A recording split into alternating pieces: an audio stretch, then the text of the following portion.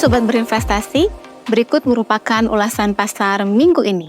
Zona Amerika, ekonomi kuartal 4, data yang pertama tumbuh 3,3% annualized. Di kuartal 4 2023 lebih rendah dibandingkan pencapaian kuartal 3 yang tumbuh 4,9% annualized. Data pendapatan personal dan pengeluaran personal bulan Januari telah dirilis. Masing-masing tumbuh 0,3% dan 0,7% secara bulanan. Pertumbuhan pendapatan personal di bulan Desember tumbuh 0,4% bulanan, sedangkan pengeluaran personal bulan Januari hanya tumbuh 0,4% secara bulanan. The Fed akan membahas kebijakan moneter pekan ini. Diprediksi masih belum ada perubahan suku bunga acuan. Data ketenagakerjaan bulan Januari akan dirilis pekan ini. Non-farm payroll diprediksi bertambah 162.000 versus penambahan 216.000 bulan Desember. Sedangkan tingkat pengangguran bulan Januari diprediksi tetap berada di level 3,7%. Kita masuk ke zona Asia. Kondisi manufaktur China bulan Januari akan dirilis pekan ini. Diprediksi masih berada di fase ekspansi 52,1 versus 52,2 di bulan Desember.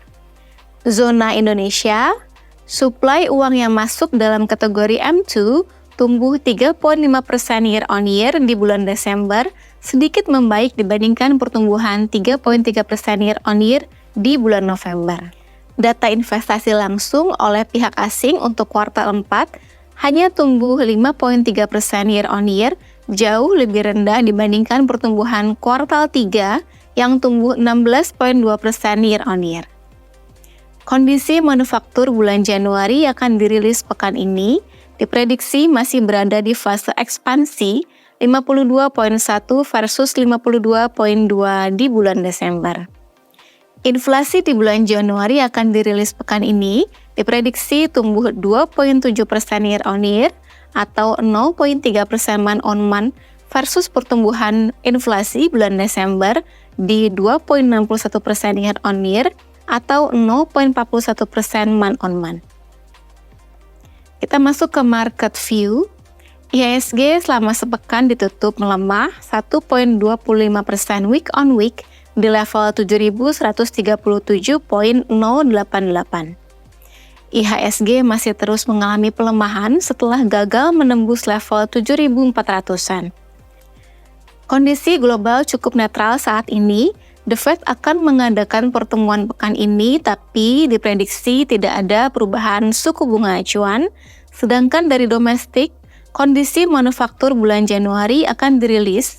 Diprediksi masih berada di fase ekspansi, begitupun dengan inflasi bulan Januari yang cenderung terkendali. Asing mencatatkan penjualan bersih sebesar 536,69 miliar rupiah selama sepekan atau inflow sebesar 5,78 triliun rupiah secara year to date.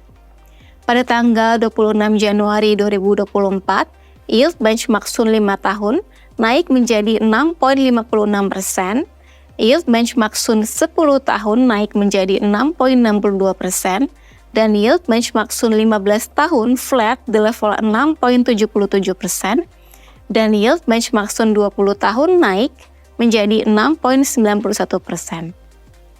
Kepemilikan asing pada pasar Sun per tanggal 25 Januari 2024 tercatat sebesar 849,17 triliun rupiah atau sebesar 14,89% dari total outstandingnya, meningkat dibandingkan posisi per 18 Januari 2024 yaitu sebesar 847,77 triliun rupiah atau sebesar 14,89% dari total outstandingnya.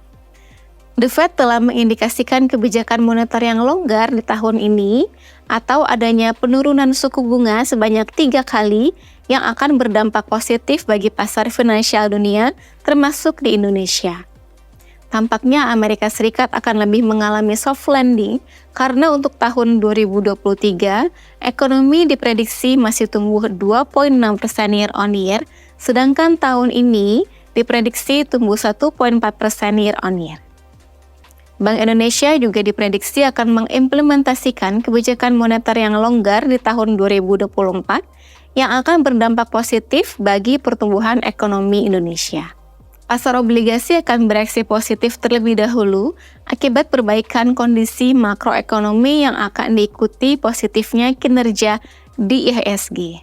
Sobat berinvestasi, tetaplah berinvestasi.